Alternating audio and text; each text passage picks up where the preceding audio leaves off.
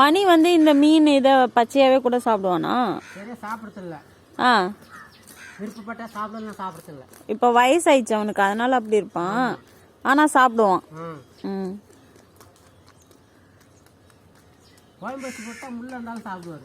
ஓ, ஆனா பச்சையா இருந்தா சாப்பிட மாட்டான். அது விருப்பம் வந்தாதான். வந்தாதான்.